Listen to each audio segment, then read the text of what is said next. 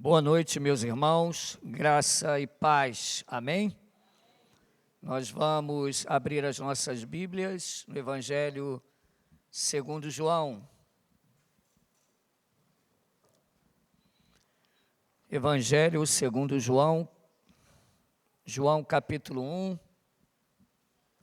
Eu aposto que você está pensando que eu vou ler João 1, no princípio era o verbo.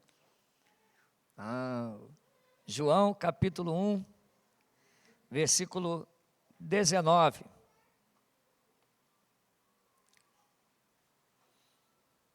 João, capítulo 1, versículo 19 a 23. Está escrito: Este foi o testemunho de João, quando os judeus lhe enviaram de Jerusalém sacerdotes e levitas para lhe perguntarem: Quem és tu? Ele confessou e não negou. Confessou: Eu não sou o Cristo. Então lhe perguntaram: Quem és, pois? És tu Elias? Ele disse: Não sou. És tu o profeta? Respondeu: Não. Disseram-lhe, pois, declara-nos quem és, para que demos resposta àqueles que nos enviaram. Que dizes a respeito de ti mesmo? Então ele respondeu: Eu sou a voz do que clama no deserto. Endireitai o caminho do Senhor, como disse o profeta Isaías. Amém. Vamos orar. Senhor, obrigado por estarmos aqui e te louvarmos e engrandecermos o teu nome e ouvirmos a tua palavra. Venha abençoar esta noite, usa a minha vida com graça e poder. Ajuda-me, Senhor, diante de todas as dificuldades, a transmitir a tua mensagem. Em nome de Jesus. Amém. Os irmãos podem se assentar.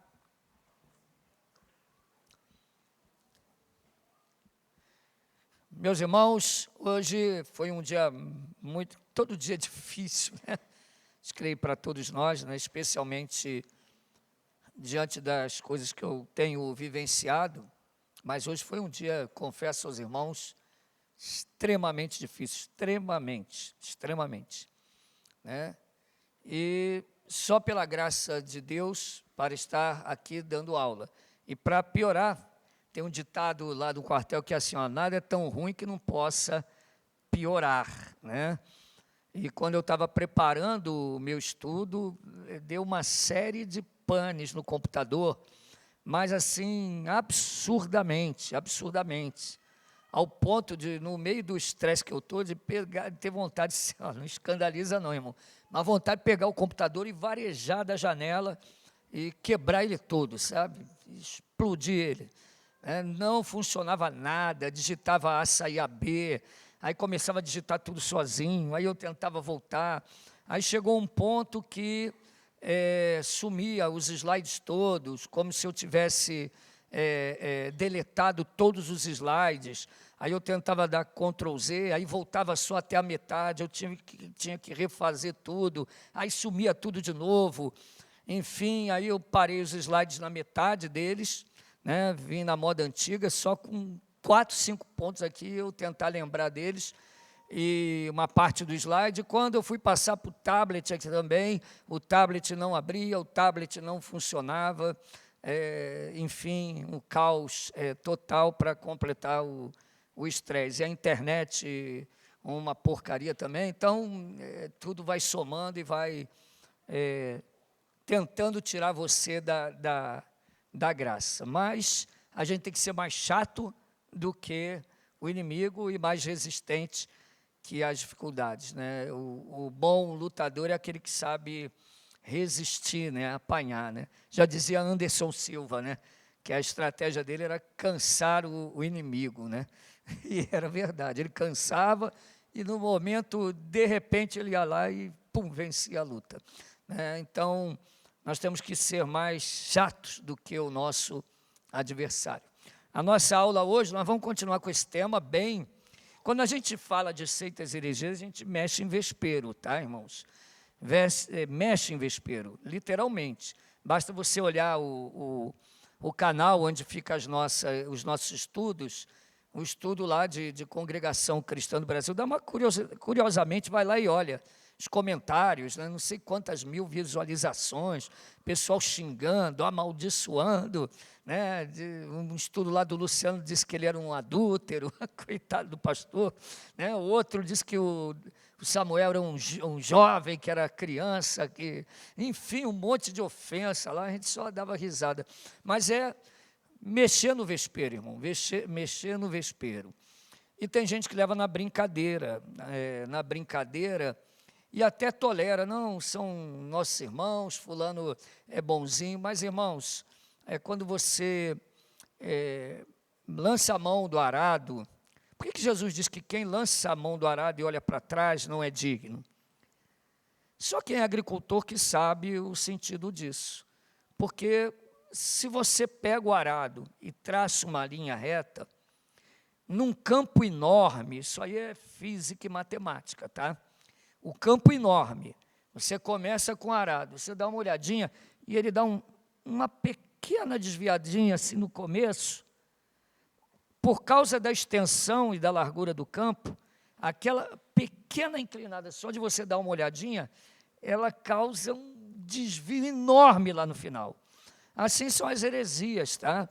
Às vezes tem as mais sutis, pequenininhas, tem aquelas mais gritantes, que nem Mórmon, Testemunho de Jeová, Espiritismo, e as mais sutis, né, do movimento da fé, né, o pentecostalismo. Mas, irmãos, esses desviozinhos lá no final farão uma grande diferença. Ah, mas fulano de tal, não, eles são bonzinhos, são nossos irmãos, mas é complicado. E eu vejo que tem crentes que namoram, né, com hereges, gostam, né, de dizer tudo é o amor, mas é um falso amor, um amor que hoje está em voga, né, um amor que domina hoje, um amor hipócrita, né, que aceita tudo quanto é erro, tudo quanto é coisa errada. Então, quando a gente mexe com heresia, a gente mexe com vespeiro, porque quem semeou a heresia no meio do campo? Vamos lá, vocês conhecem bem a palavra de Deus, né? É como um homem, né, que ao dormir vem o inimigo e faz o quê? Semeia o joio no meio do trigo. E aí ele cresce junto lá e causa aquela confusão toda. O joio se parece com o trigo, né? Satanás, ele muitas vezes semeia o joio no meio do trigo.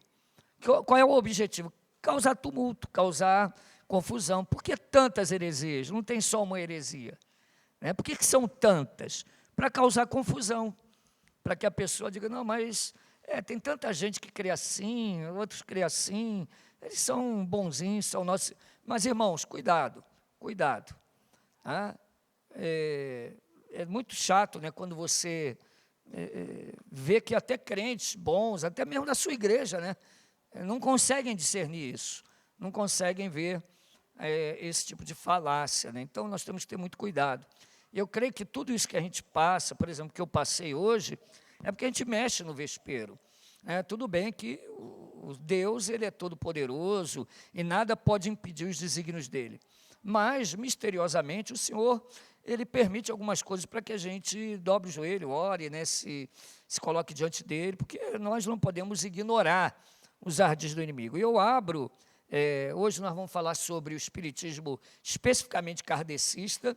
Nós vimos na última aula que tem vários tipos de espiritismo, tem o baixo espiritismo, o alto espiritismo, o espiritismo comum, temos o espiritismo científico e temos o espiritismo kardecista.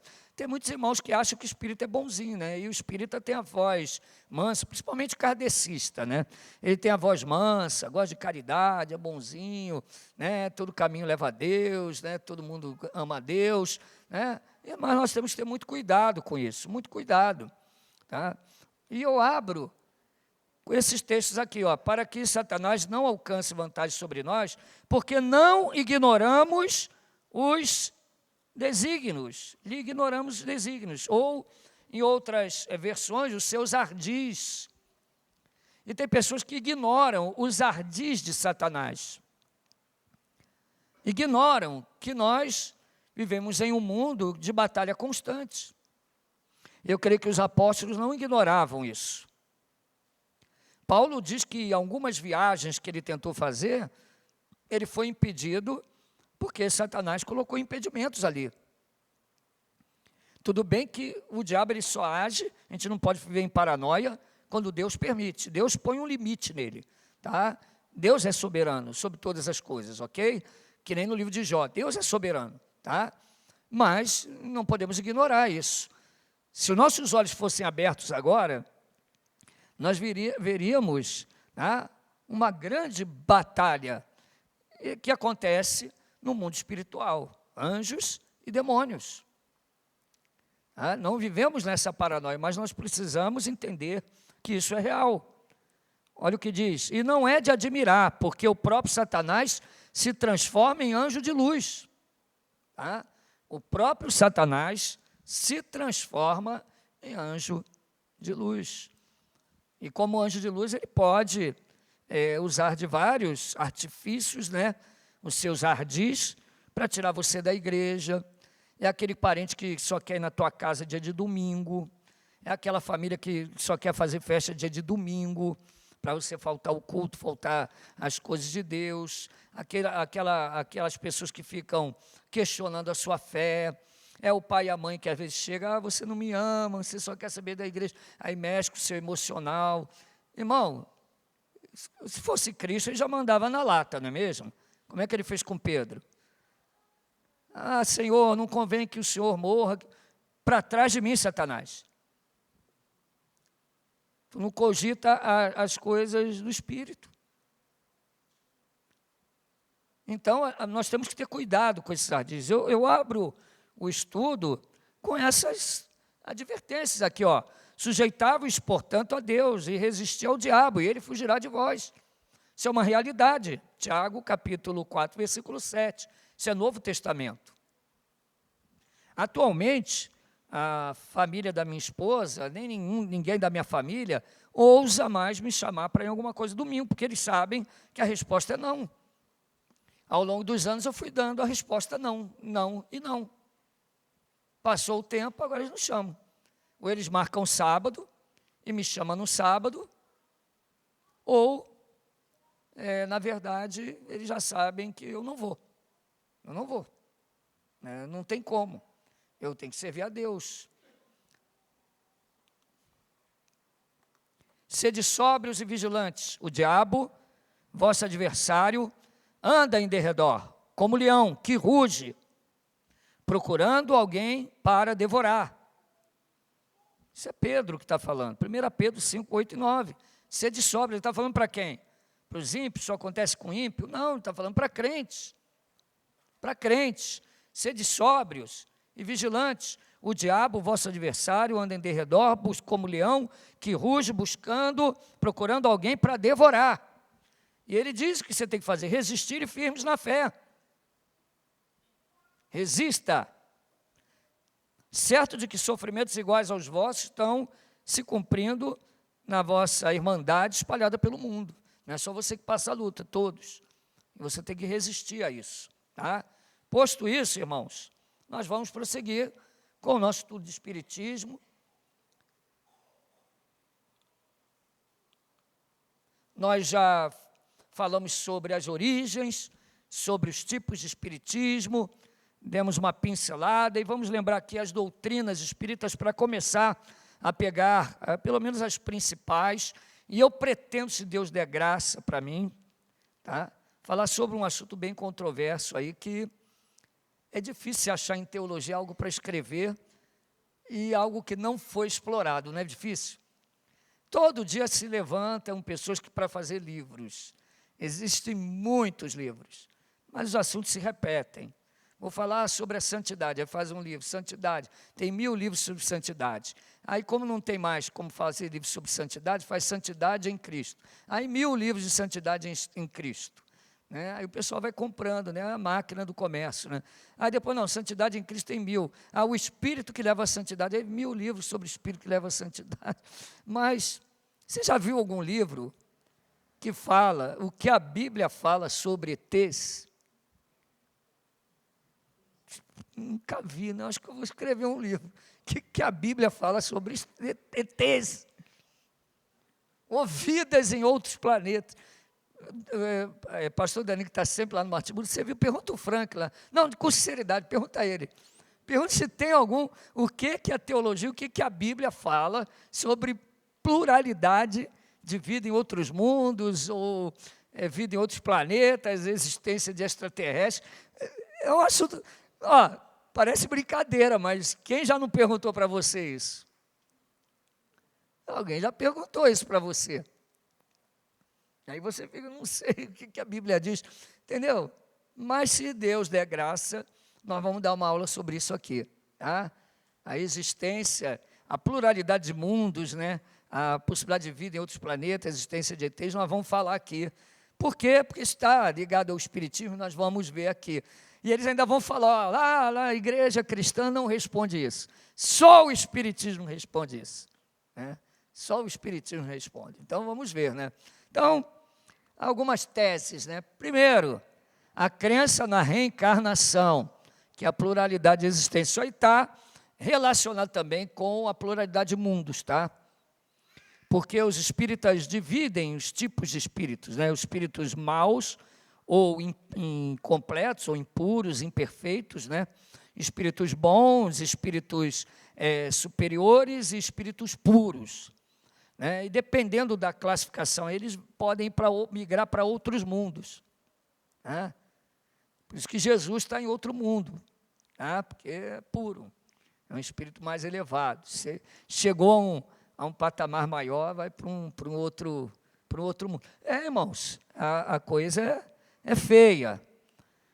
Salvação pela caridade.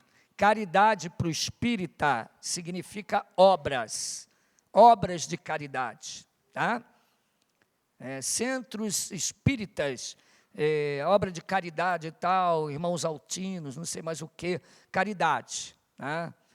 Porque a frase máxima aí de Allan Kardec, vamos aprender o nome dele, né? Léon Hippolyte Rivail, que é o pseudônimo Allan Kardec, que tem a seguinte frase, né? Sem caridade não há salvação.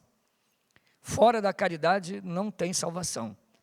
É a frase-chave lá do Allan Kardec. Então, o Espiritismo faz caridade, mas para si próprio o espírita faz. Percebeu? Ele faz para evoluir, para subir de mundo. Nenhum espírita quer voltar um bandido, ele quer voltar o rei, né? Então, ele vai fazer caridade, até para ir para um mundo melhor, tá bom? A evolução através do sofrimento. Evolução através do sofrimento, eu até abro aqui um parênteses, o espírita, ele crê na teoria da evolução. Tá? Então, a evolução, ao acaso, né, é uma marca do espírita, e o espiritismo, ele diz que há uma evolução através do sofrimento. Meus irmãos, nos últimos dias, coincidentemente, eu ouvi muito isso, em forma de elogio, que para mim foi abominável. E não foi uma vez, várias vezes eu ouvi. Da família da minha esposa, que é católico, mas, afinal das contas, toda religião que não é verdadeira é religião de obras. E eles falavam para mim, você está cuidando do seu pai, você está purgando todos os seus pecados, você vai para o céu. Irmão, eu ouvi isso de muita gente, não é uma gente não, uma pessoa não, muitas, num espaço de tempo pequeno.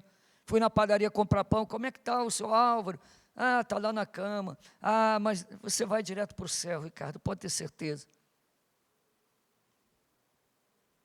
Uma mentalidade estúpida das pessoas, você vai direto para o céu. Salvação por obras, mistura de catolicismo com espiritismo, com caridade, salvação por caridade. Nós não vamos para o céu por boas obras, porque atravessamos a velhinha, porque praticamos escotismo, cuidamos de um enfermo, então eu ia pegar vários enfermos, ia ser cuidador, né? Mas não é por isso que nós vamos para o céu, nós vamos pela graça. Você pode cuidar de 10 parentes na cama e ir para o inferno do mesmo jeito.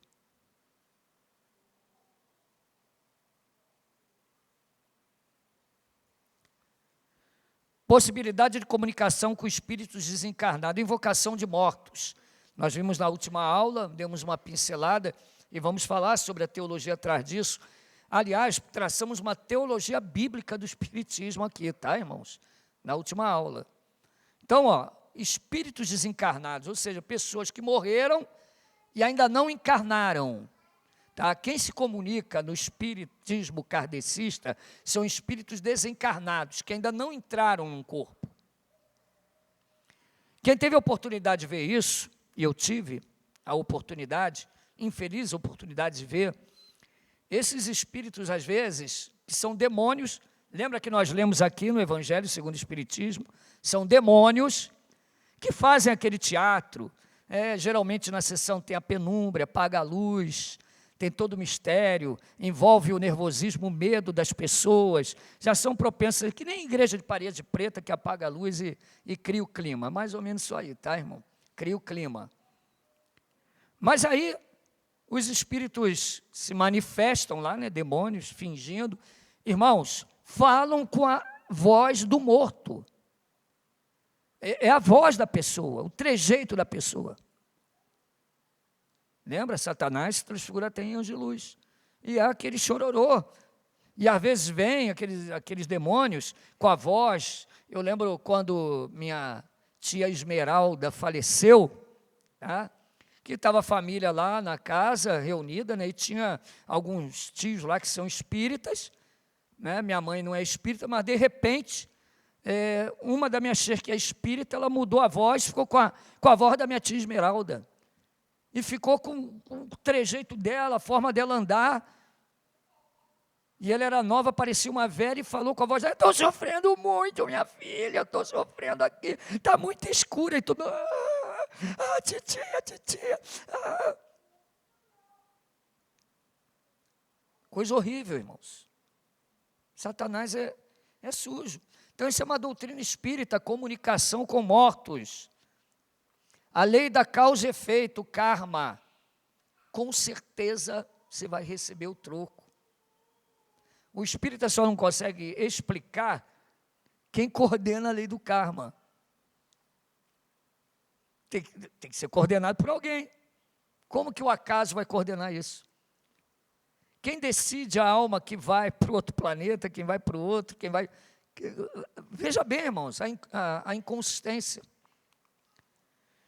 A crença na pluralidade de mundos, nos ETs, espírita. Tinha um tio espírita, meu pai tinha 16 irmãos, né? Tinha cristão, tinha espírita, tinha católico, e tinha 2 tios meus que eram espíritas que falavam com extraterrestres. Coincidentemente, só os espíritas que faziam isso.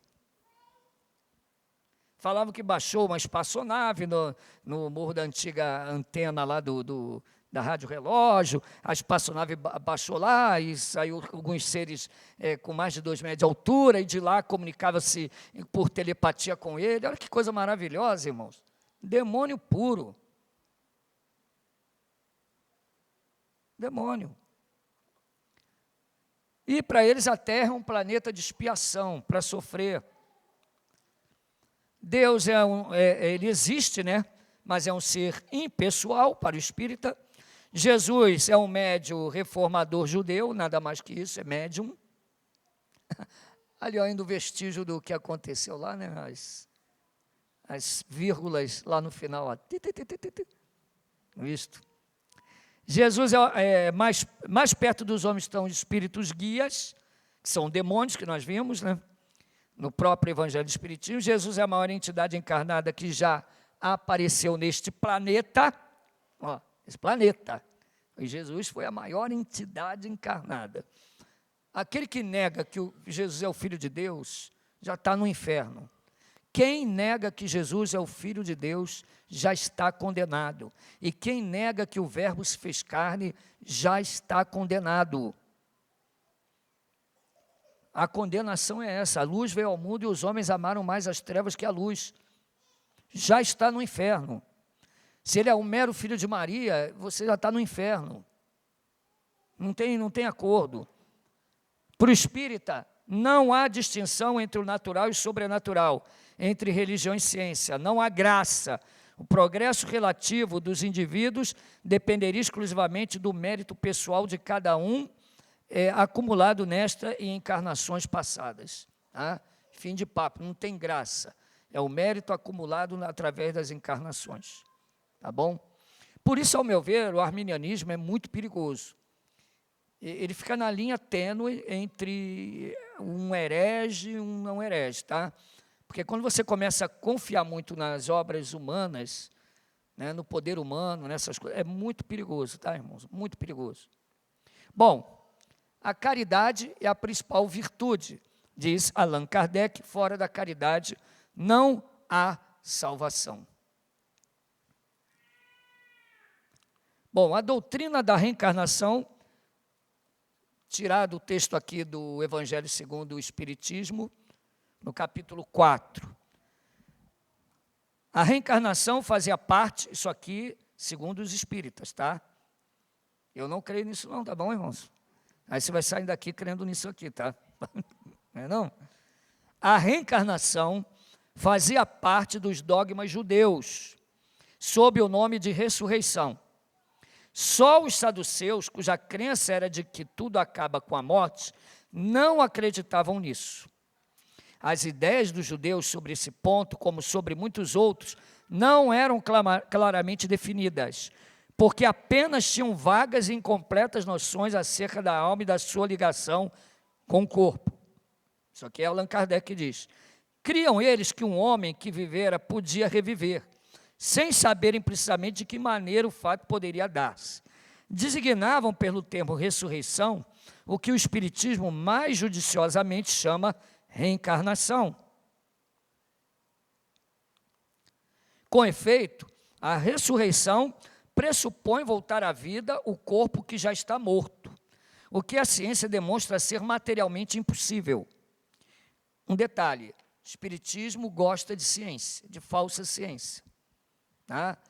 Então, não pode ter reencarnação, ressurreição, porque a ciência diz que é impossível.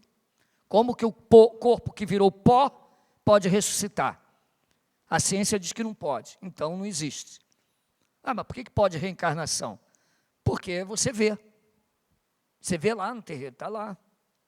Ressurreição você não está vendo. Você não está vendo nenhuma ressurreição. Mas reencarnação vai lá no terreiro que você vê. Então, ele pode provar. Se pode provar, ok. Se a ciência pode analisar, ok. Não pode provar, não existe. Está na mesma linha do liberal, do Jesus histórico, de tudo isso. Tá? Só o que pode provar. Escreveu lá com a letra do vovô que morreu no passado, então pode provar, está ali a letra. Chama um técnico lá que analisa a grafia da pessoa, tal, compara, ele vai dizer, realmente essa grafia então é verdade. E ressurreição? Não pode provar. Então é impossível. Né? Então a ciência demonstra ser materialmente possível, sobretudo quando os elementos desse corpo já se acham desfeitos, né? Desde muito tempo dispersos e absolvidos. A reencarnação é a volta da alma ou espírito à vida corpórea, mas em outro corpo especialmente formado para ele e que nada tem de comum com o antigo. Tá? Então, para o espírita, vamos pensar um pouco em alma, algo curioso, né? Quando você imagina a alma, o que você imagina? Stefano, tem um estoque de almas em algum lugar aí no céu, né? Um estoque de almas lá no armário,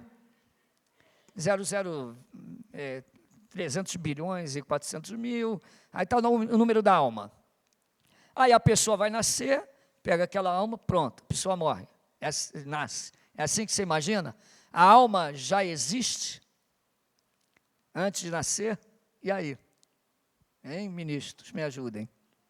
Ou, por exemplo, a alma sai do corpo, o corpo morre, a alma fica desencarnada, voando por aí, fica voando, e aí depois vem um corpo, o corpo é preparado, tem um estoque de corpo, aí o corpo é preparado para aquela alma que está boiando por aí. Como é que é isso?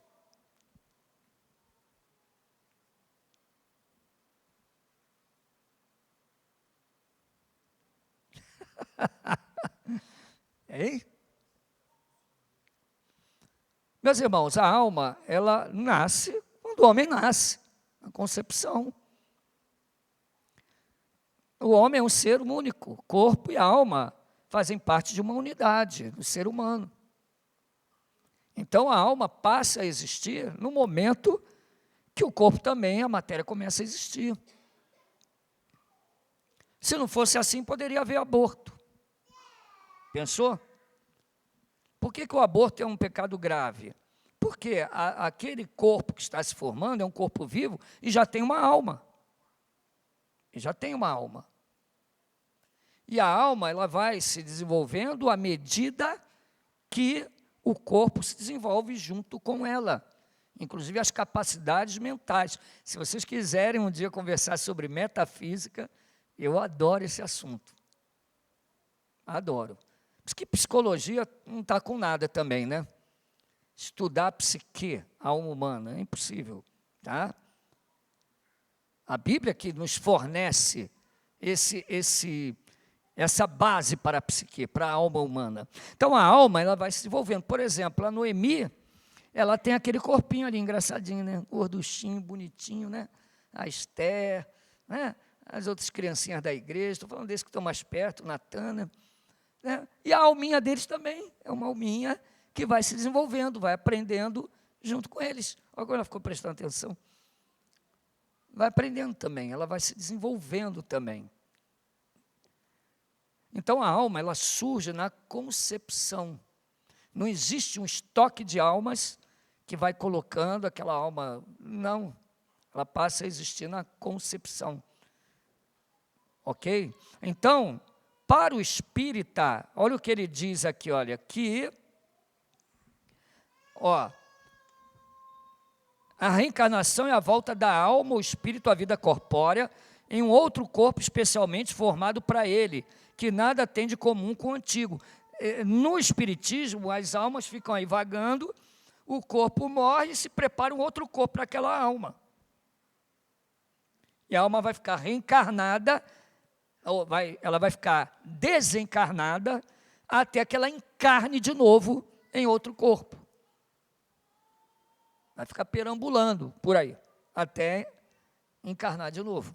Olha que coisa esdrúxula, né?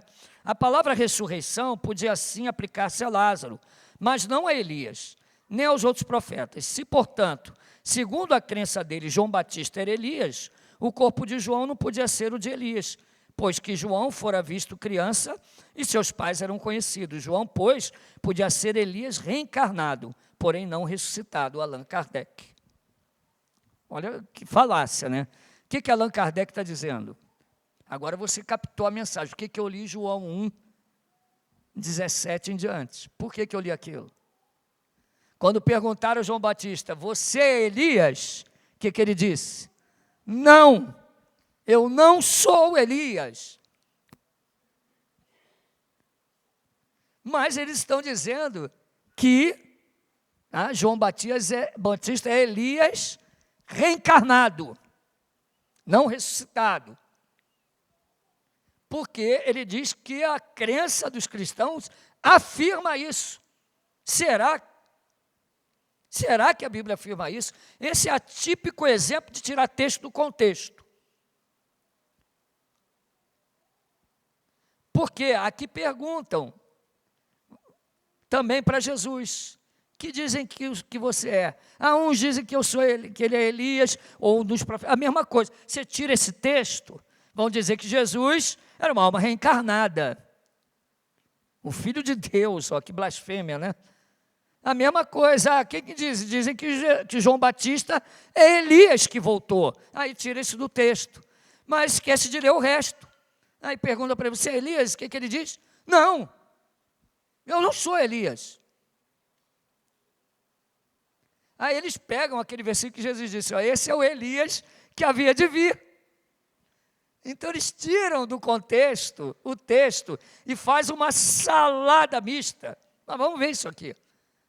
Nós vamos refutar isso aqui biblicamente. Mas estão entendendo? As falácias hermenêuticas, quando você tira algo do seu contexto. É como, por exemplo, aquela célebre argumento arminiano, né? Que Deus deseja salvar a todos os homens. Todos. Aí tira isso aí do contexto.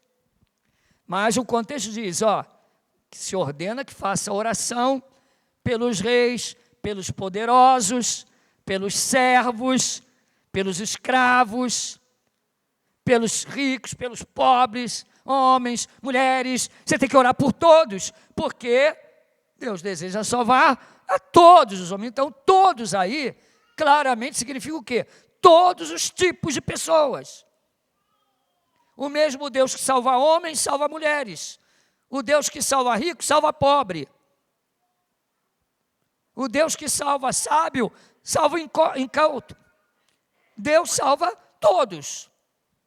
Esse é o contexto. Agora, tirar texto do contexto é covardia. É falácia hermenêutica, como o espírita faz. Vamos ver isso mais para frente. Bom, entendeu o que eles creem? O que eles estão falando aqui? Então, o primeiro ponto que nós vamos pegar nessa aula, nós não temos pressa, vamos avançar devagar, é a diferença de reencarnação e ressurreição na Bíblia. Tá? E vamos refutar isso biblicamente. Primeiro, as definições.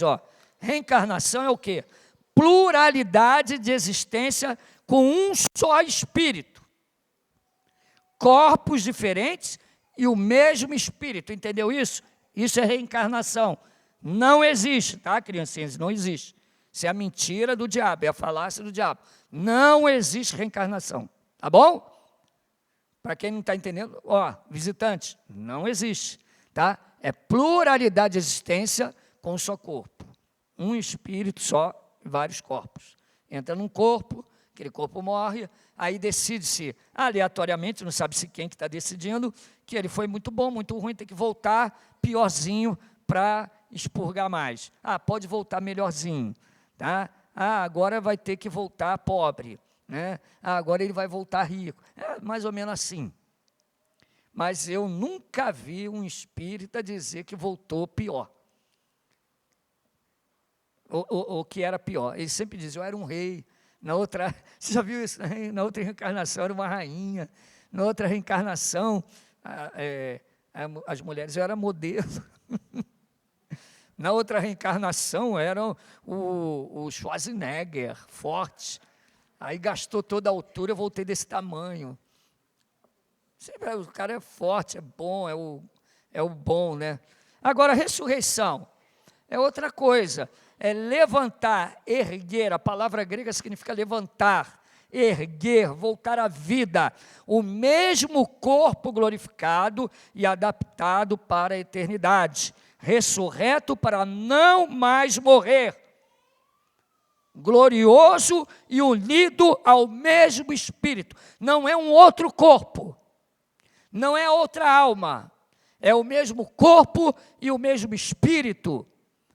Ainda que seu corpo tenha desfeito na terra, Deus, que é poderoso para trazer a luz do meio das trevas, Ele dirá, levanta, e você vai levantar do pó.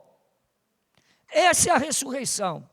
Ainda que espalhe a sua cinza no oceano, naquele dia, a voz do Senhor, cada partícula, cada átomo do seu corpo se unirá novamente, e você voltará em um corpo ressurreto, poderoso, glorioso, para nunca mais morrer. Essa é a ressurreição. Nós cremos na ressurreição. Hoje eu fiquei muito feliz com a visita da irmã Zenilda e da irmã Mariângela, porque aconteceu algo assim fora do comum, fora do comum.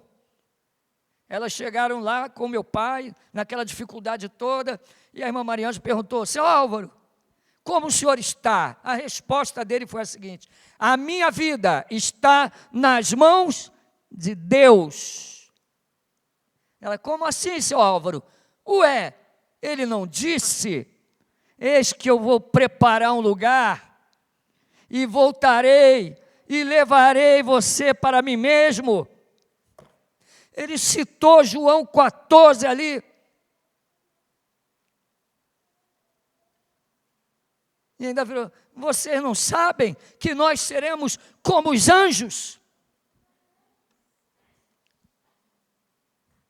E eu vi ali uma extrema consciência, se a minha percepção não foi errada, Maria Ângela, diga, aí você estava lá, e a Zenilde, e a Lena também estava, a minha esposa, eu entendi que ele estava plenamente consciente da morte.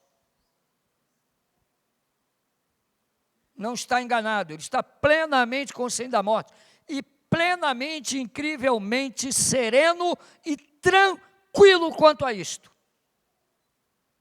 E eu lembrei que quem pregou João 14 para ele lá na UTI foi o pastor Samuel. Não se turbe o vosso coração. E ele citou o texto lá, citou exatamente esse texto. Quando disse: minha vida está nas mãos de Deus. Aí, como assim? Não foi ele que disse? Vou preparar um lugar e vos levarei para mim mesmo. A nossa esperança não está somente nesta vida. Cristo ressuscitou e nós ressuscitaremos com Ele. O corpo glorioso, irmã Beatriz, não tem dor nas costas. O corpo glorioso não tem 1,55 m. O corpo glorioso não tem dor de barriga, dor de dente caindo, caspa, não tem nada, não tem outras coisas, Danilo. O corpo glorioso é glorioso. É glorioso. É, Thais. Glorioso. É isso aí, é o mesmo corpo. Entendeu a diferença da reencarnação para a ressurreição?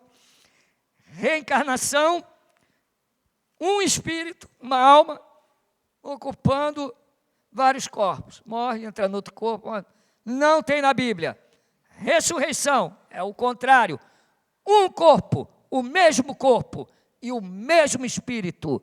Naquele dia, os mortos ouvirão a voz do Filho do Homem, e dos seus sepulcros se levantarão. E Deus provou isso quando o morto Lázaro estava ali há 4 dias cheirando mal, e Deus vira e diz: Lázaro, sai para fora, e o morto levantou. Morto não escuta, morto não vê, morto não sente, mas Cristo é o único que tem poder de falar e o morto ouvir.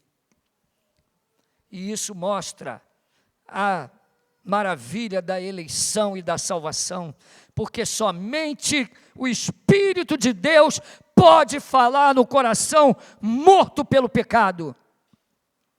Somente o Espírito Santo pode falar, e o homem morto em seus delitos e pecados ouvir a voz do Senhor e mudar da morte para a vida e ser regenerado por Deus. Só o Espírito Santo pode fazer, e Ele assopra onde quer, Ele sopra onde quer. Você crê nisso, amém? Então, caso de ressurreição na Bíblia, tem? Ressurreição, reencarnação você não acha. Não acha. Quantas ressurreições você acha que tem na Bíblia? Chuta aí.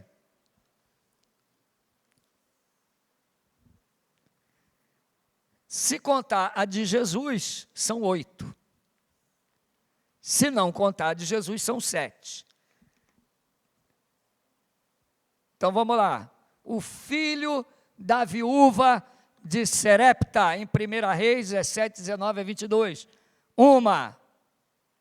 O filho da Sunamita, 2 Reis 4, 32 e 35. Isso está ligado aos profetas Elias e Eliseu. O defunto lançado na cova de Eliseu, 2 Reis 13, 21. Essa aí foi incrível, né? Os caras estavam lá fazendo o enterro, daqui a pouco vêm os inimigos, eles saem correndo, a cova do profeta Eliseu estava aberta, eles jogam o defunto lá dentro. Pum! Na hora que o defunto bate no corpo de Eliseu, pá, levanta. Eu acho que até o inimigo deve ter saído correndo lá, cara. Meu Deus do céu. 2 Reis 13, 21. 3 ressurreições no Antigo Testamento. 3. E no Novo? a filha de Jairo. Está em Marcos 5, 21 a 23 e 35 a 43. O filho da viúva de Naim, Lucas 7, 11 a 17. Lázaro, João 11, 1 a 46. Falta uma, quem lembra? Dorcas, a cristã fiel, a cristã fiel, né? Então está lá em Atos 9, 36 a 43. E tem mais uma, qual é? É Eutico. Eu esqueci o Eutico aí, então tinha 8, cara. Tinha o Eutico também. É que não diz claramente que ele ressuscita, né? Eu pincelei onde estava a palavra ressurreição, mas tem Eutico também, provavelmente ele morreu mesmo, né? É aquele crente que dorme no culto, né? Vamos supor, se fosse hoje, o cara está dormindo na galeria, vou me esconder na galeria para ninguém ver que eu estou dormindo, aí dorme ali, pendurado, daqui a pouco, o cara morreu. Aí foi lá Paulo, ressuscitou ele, né? Só que Paulo não está aqui, não. Jesus está, mas chama o SAMU. O que aconteceu? O crente dormiu, caiu da galeria. Meu Deus do céu. Não estou dizendo que tem ninguém dormindo lá não, tá, irmãos? Estou brincando aqui. Mas Eutico, sim, é um caso. Mas tem o maior de todos, né? Jesus. Está lá em Mateus 28, de 1 a 10, Marcos 16, 1 a 8, Lucas 24, 1 a 12 e João 20, 1 a 10. Tomando como exemplo, tem esses textos aqui que falam da ressurreição de Jesus, tá? E o capítulo da ressurreição, 1 Coríntios 15. Se você quiser falar sobre ressurreição, vai no final dos evangelhos, a ressurreição de Jesus, né? E o capítulo da ressurreição, 1 Coríntios 15, tá? Vamos só nos concentrar aqui em João 11. Repare, Lázaro estava morto. Ele já cheirava mal. Faziam quantos dias? 4 dias. Vamos lá, em João 11.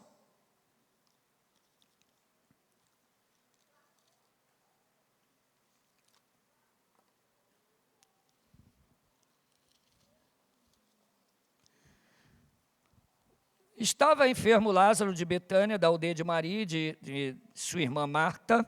Esta Maria, cujo irmão Lázaro estava enfermo, era a mesma que ungiu com bálsamo o Senhor e lhe enxugou os pés com os seus cabelos. Mandaram, pois, as irmãs de Lázaro dizer a Jesus: Senhor, está enfermo aquele a quem amas. Ao receber a notícia, disse Jesus: esta enfermidade não é para a morte, e sim para a glória de Deus, a fim de que o Filho de Deus seja por ela glorificado. Ora, amava Jesus a Marta e a sua irmã e a Lázaro. Quando, pois, soube que Lázaro estava doente, ainda se demorou 2 dias no lugar onde estava. Pense bem, ó. Depois disso, aos seus discípulos: vamos outra vez para a Judeia. Disseram-lhe os discípulos: mestre, ainda agora os judeus procuravam apedrejar-te, e voltas para lá? Respondeu Jesus: não são 12 as horas do dia? Se alguém andar de dia, não tropeça, porque vê a luz deste mundo. Mas se andar de noite, tropeça, porque nele não há luz. Isto dizia, e depois lhe acrescentou: nosso amigo Lázaro adormeceu, mas vou despertá-lo. Então, quem adormeceu? Lázaro. Muitas vezes a morte na Bíblia é comparada figuradamente, metaforicamente, a dormir. Por quê? Por causa da ressurreição. Como se fosse algo temporário, algo transitório. Nós vamos ressuscitar um dia. Não que literalmente a alma esteja dormindo. Tá? Isso é uma questão metafísica. Elas estão aguardando no paraíso, na presença de Deus, conscientes, estão conscientes, em estado de descanso, de gozo, mas falta alguma coisa. Falta o quê? Falta o corpo. Então, na ressurreição, a mesma alma voltará para o mesmo corpo ressuscitado. Amém? Bom, prosseguindo aqui, João 11.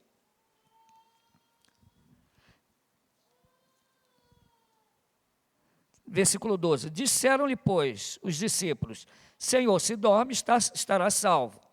Jesus, porém, falava com respeito à morte de Lázaro, mas eles supunham que tivesse falado do repouso do sono. Então, Jesus, viu, Eles confundiram com um soninho, mas não era. Jesus estava falando da morte de Lázaro mesmo, tá? Então Jesus lhes disse claramente, Lázaro morreu, e por vossa causa me alegro de que lá não estivesse, para que possais crer, mas vamos ter com ele. Só uma brincadeirinha aqui, irmão. Se eu falar assim, pastor Luciano, Danilo, vem me ver aqui, que eu estou doente. Vem sim, tá, irmão? Porque você não é Jesus. Venha, por favor. Se você não fosse Jesus, eu morro e depois você vai lá e me ressuscita, né? Brincadeirinha, tá, irmãos? Às vezes, irmãos precisam realmente de ajuda. Precisam de ajuda e às vezes a gente não leva muito a sério esse pedido de ajuda, tá? A gente protela o pedido de ajuda, mas não faça isso, tá bom? No caso aqui, Cristo, com o propósito de ressuscitar Lázaro, ele atrasou 4 dias, tá? Mas se você atrasar, você pode chegar lá e ser tarde demais, tá bom? Voltando aqui. Então Tomé, chamado Dídimo, disse aos condiscípulos, vamos também nós para morrermos com ele. Chegando Jesus, encontrou Lázaro, já sepultado havia 4 dias. Quantos dias? Quantos dias Lázaro estava morto? 4. Cheira mal. Já estava cheirando mal. Ora, Betânia estava a cerca de 15 estádios perto de Jerusalém. Muitos dentre os judeus tinham vindo ter com Marta e Maria para as consolar a respeito de seu irmão. Marta, quando soube que vinha Jesus, saiu ao seu encontro. Maria, porém, ficou sentada em casa. Disse, pois, Marta a Jesus, Senhor, se estiveras aqui, não teria morrido meu irmão. Mas também sei que mesmo agora, tudo quanto pedires a Deus, Deus tu concederás. Declarou-lhe Jesus, teu irmão há de ressurgir. Aqui a mesma raiz de ressurreição, tá? Eu sei, replicou Marta, que ele há de ressurgir na ressurreição no último dia. Então eles criam na ressurreição, não era reencarnação, tá?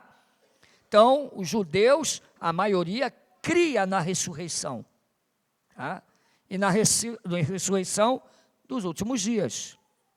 Mas Jesus estava falando que ressuscitaria Lázaro agora, naquele momento, tá? Para mostrar o quê? Todos os sinais em João são para mostrar que Jesus é o Filho de Deus, ele é Deus. Tá? Então, o que acontece? Ali, a ressurreição de Lázaro é uma prova que Jesus tem poder sobre vivos e mortos. Ele é Senhor, ele é Rei, ele é soberano, ele é Deus, sobre vivos e mortos, ok?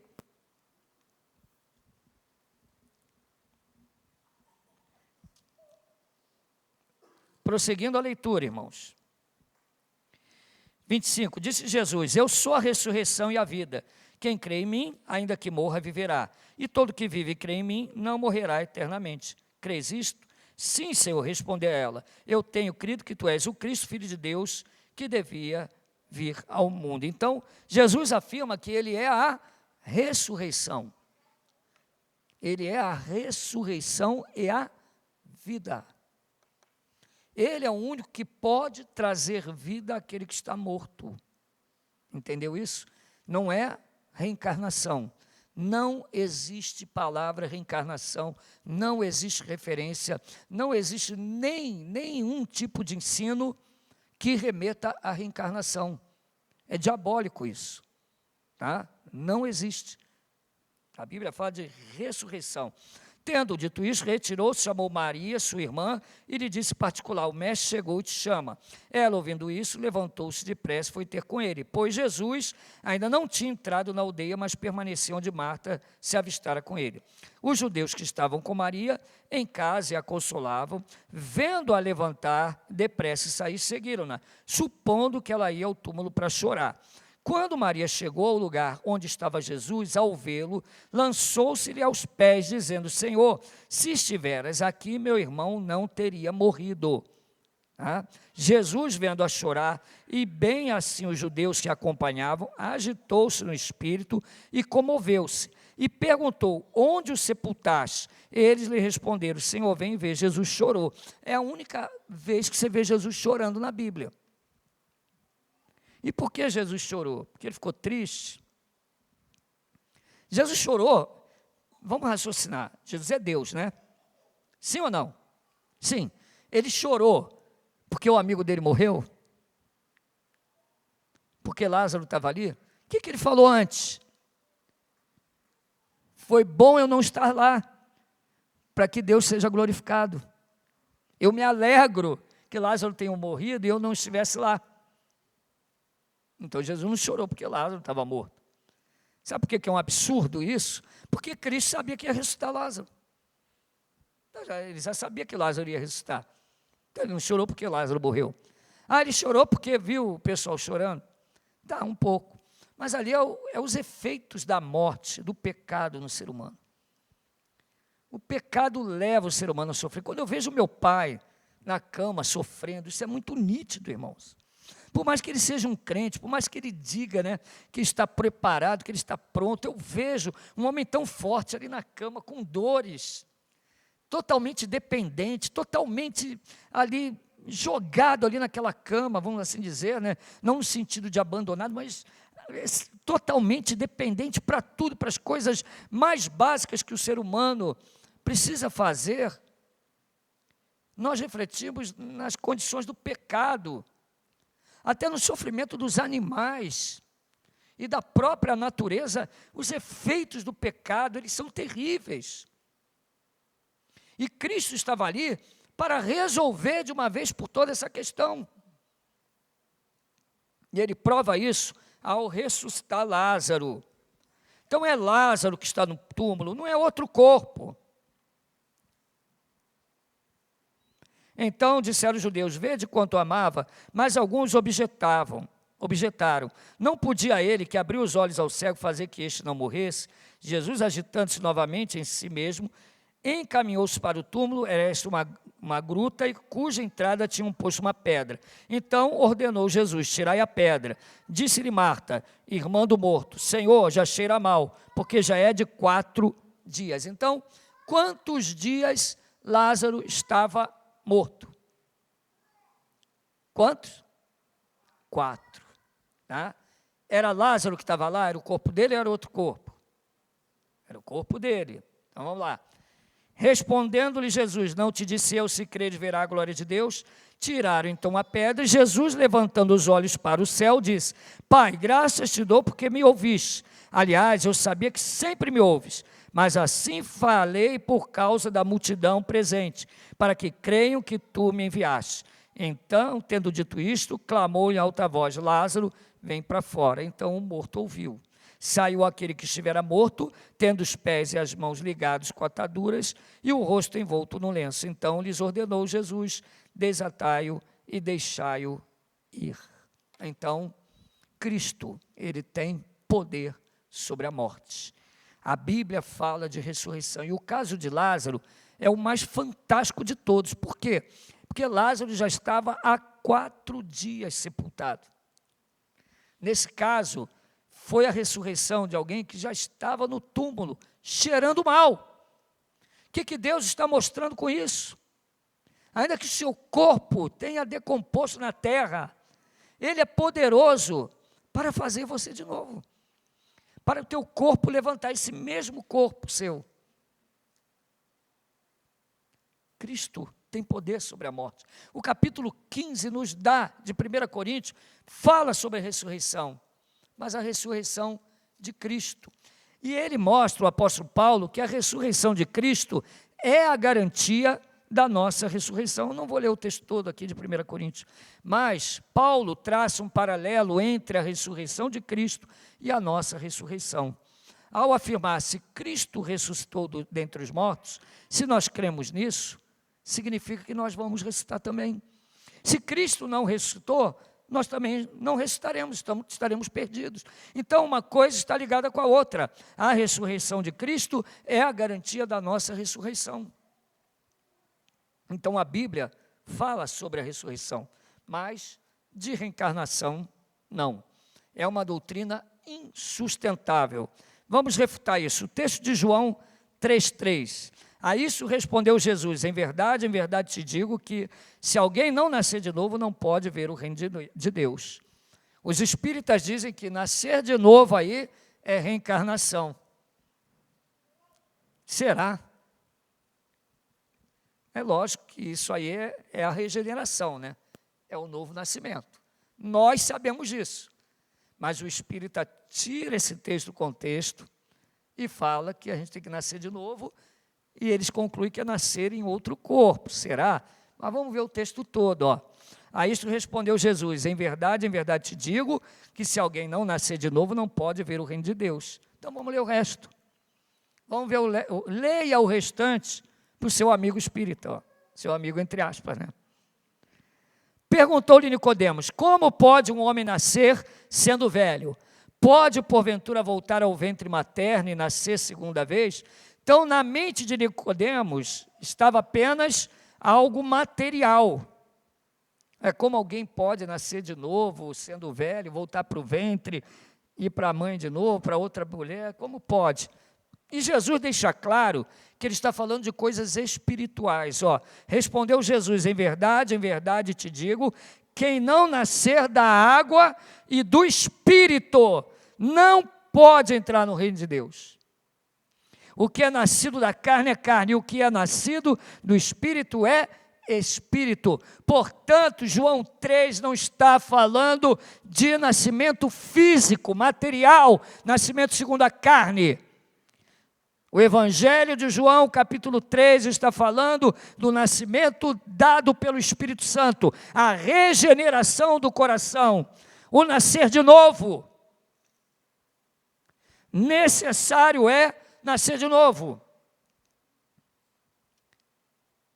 E Jesus diz: não te admires de eu te dizer, importa nascer de novo. O vento sopra onde quer, ouve a sua voz, mas não sabes de onde vem nem para onde vai. Assim é todo aquele que é nascido do Espírito.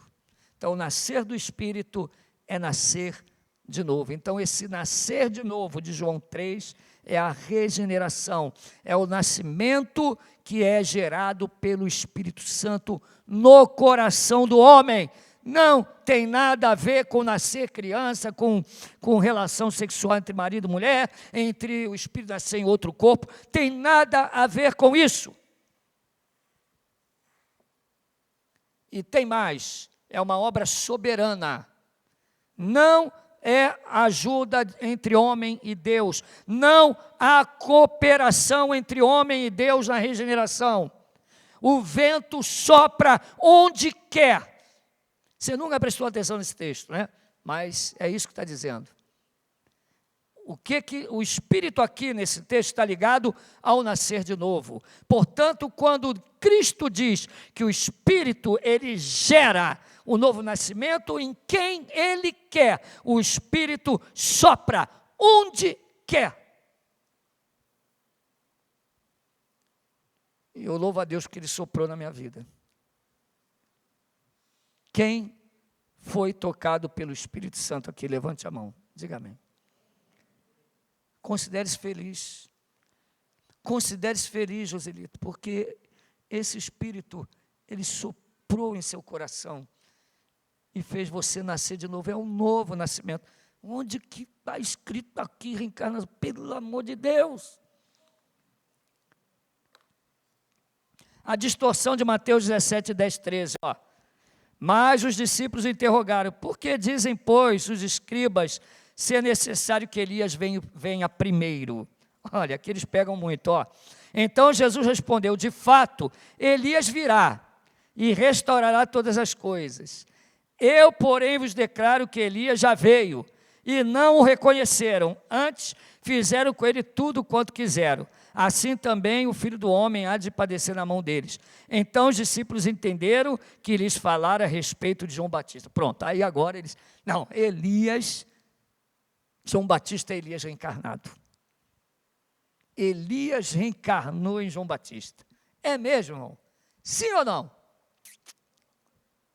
Sim ou não? Não, lógico que não, né, irmão? Alguém ficou com dúvida aqui? Acho que teve gente que ficou com dúvida, hein? Então vamos ver aqui, ó. Vamos perguntar a João Batista primeiro. João Batista. Para os íntimos, Batista. Diz aí para nós, ó. tu era ou não era o Elias? Vamos ver o que ele diz, ó, João 1, 20 e 23. Ele confessou e não negou, eu não sou o Cristo. Então lhe perguntaram, quem és? Pois, és tu Elias? Ele disse, não sou. Será que tinha kardecistas naquela época? Porque não sou. És tu profeta? Respondeu, não. Olha, então quem é esse cara, hein? Disse-lhe, pois, declara-nos quem és, para que demos resposta àqueles que nos enviaram. O que diz a respeito de ti mesmo? Então ele respondeu, eu sou a voz do que clama no deserto. Endireitai o caminho do Senhor, como disse o profeta Isaías. Ele não é Elias. Ele também não era um profeta qualquer. Ele era o arauto do rei. Ele nasceu para isso só. Ele disse, importa que ele cresça e que eu diminua. Sabe o que é o arauto do rei? É aquele que vai na frente do rei, o rei vem no carro atrás, e ele vai na frente dizendo, o rei está chegando, sai da frente, limpa tudo, o rei está vindo. Ele é o arauto do rei. Mas Deus ainda deu uma pista, hein? Jesus falou, olha, vamos voltar no outro texto, lá em Mateus 17. Mateus 17, versículo 10.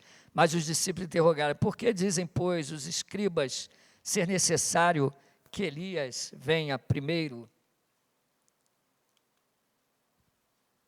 Então Jesus respondeu, de fato, Elias virá e restaurará todas as coisas. Seriam as testemunhas? Vou deixar aí para vocês refletirem nisso. Eu, porém, vos declaro que Elias já veio. Então, ó, tem o já e o ainda não no mesmo texto. Ó. Eu digo, Elias virá. Mas eu, porém, vos digo, Elias já veio. Mas que negócio é esse? Elias virá e Elias já veio. De que Jesus está falando isso, né? Mas Jesus fazia muito isso para que só entendesse mesmo aqueles que são dele, né? Então, ele diz, olha, João Batista diz que é a voz do que clama no deserto. Nós vemos o que a Bíblia diz. Vendo Zacarias, turbou-se e apoderou-se de temor. Disse-lhe, porém, o anjo, Zacarias, não temas, porque a tua oração foi ouvida. Isabel, tua mulher, te dará à luz um filho, a quem darás o nome de João. Em ti haverá prazer e alegria, e muitos se regozijarão com o seu nascimento, pois ele será grande diante do Senhor. Não beberá vinho nem bebida forte, será cheio do Espírito Santo desde o ventre materno, e converterá muitos dos filhos de Israel ao Senhor seu Deus, e irá diante do Senhor. Está aqui a resposta, no espírito e poder de Elias. Você precisa estudar os profetas. Eu desafio você a estudar o Antigo Testamento e ler os profetas. Quem era Elias? Elias é o representante de todos os profetas. Na transfiguração, quem aparece é Moisés e Elias. Moisés, o representante da lei, Elias, o representante dos profetas. O profeta Elias, ele teve algumas características. Ele foi um homem que repreendeu o rei Acabe, na frente do rei, na cara do rei. Ele não tinha medo, ele falava a verdade. Elias, ele chega diante da autoridade e diz, você está em pecado. Elias é perseguido pela mulher de Acabe, por causa da sua ousadia. Então, quando Jesus fala do espírito e poder de Elias, é que Elias foi um profeta ousado. Ele desafia os profetas de Baal diante deles. Deus opera sinais poderosos através da vida de Elias. Mas uma mulher, Jezabel, tenta tirar a vida dele. Agora compare a vida de João Batista. Ele é o arauto do rei. Ele chega também diante de um rei, quem? Herodes. E ele repreende Herodes na cara dele e diz: não é lícito tomar a mulher do teu irmão. O espírito e o poder de Elias. Ou seja, a mesma forma que Deus usou Elias, o mesmo Espírito, o Espírito Santo, ele opera agora na vida de João, repreendendo o rei maldito Herodes. E Herodes, da mesma forma, quem pede a cabeça de João? A mulher dele, Herodias. Ela vai e persegue João. Por isso que Jesus diz, ele irá, o anjo anuncia, né? Irá adiante do Senhor no espírito e no poder de Elias. Então o texto explica, não, João Batista não é Elias encarnado, é outra pessoa. E provavelmente, o texto lá de Mateus está afirmando que nos últimos dias virá a mesma coisa acontecer. Nós teremos o governo do anticristo, teremos um rei maldito, que ocupará um trono, um usurpador, e ele será repreendido também, no espírito e no poder de Elias. Vejamos as inconsistências. Os judeus criam que João Batista fosse Elias ressuscitado e não encarnado. Ainda tem essa, ó. Lucas 9, 7, 8, ó. Ora, o tetrarca Herodes soube de tudo o que se passava e ficou perplexo, porque alguns diziam, João ressuscitou. Então Herodes está com medo, porque João, ele achou que João tinha ressuscitado. Ou seja, ele não está falando que ele reencarnou. Ninguém acreditava em reencarnação. Estão entendendo isso? E Elias morreu. Como que ele ia reencarnar se ele morreu? Ele não morreu, perdão. Né? Quem morre, a alma vai e entra no outro, não é? A reencarnação. E Elias morreu.